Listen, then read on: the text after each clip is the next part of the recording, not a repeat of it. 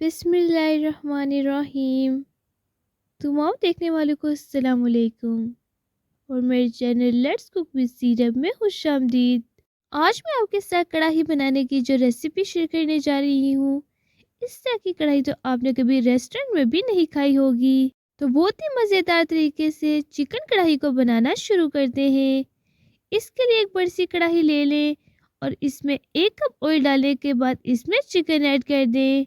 Chicken को आपने high to medium flame पर अच्छे से फ्राई कर लेना है।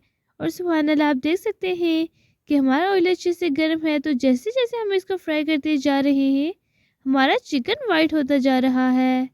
तकरीबन 4 से 5 minute high to medium flame पर चिकन को फ्राई करने के बाद हमारा चिकन काफ़ी हद तक नरम हो चुका है।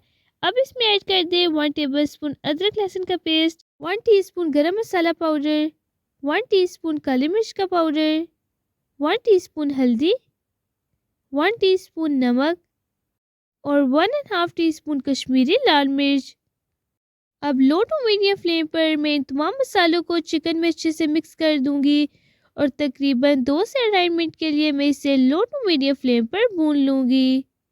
तमाम मसालों को इस तरह से चिकन में अच्छे से मिक्स करने के बाद आपने इनकी चिकन में अच्छे से भुनाई कर लेनी है।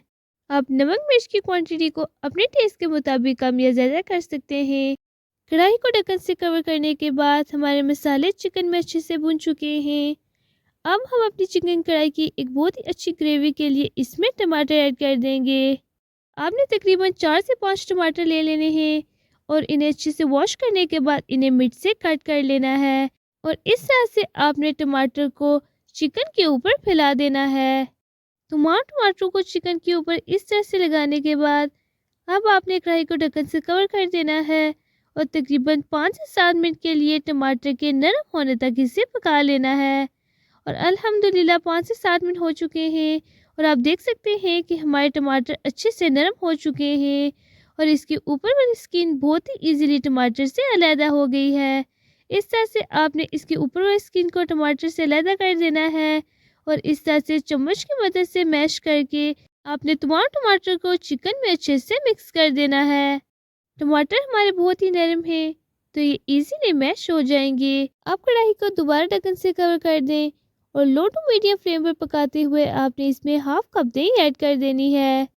दही ऐड करने की वजह से चिकन में दही का पानी हो गया है, तो हम लो टू मीडियम फ्लेम पर पानी के खुश्क होने तक और ऑयल सेपरेट होने तक चिकन को पका लेंगे।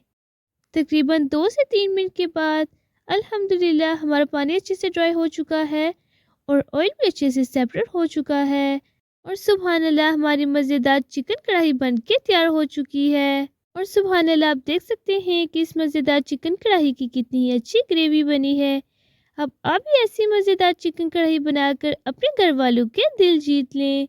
तो इस तरह की मज़ीद रेसिपीज़ देखने के लिए चैनल को सब्सक्राइब कर दें और अगर आपको आज की चिकन कढ़ाई की रेसिपी पसंद आई हो तो वीडियो को लाइक एंड शेयर कर दें।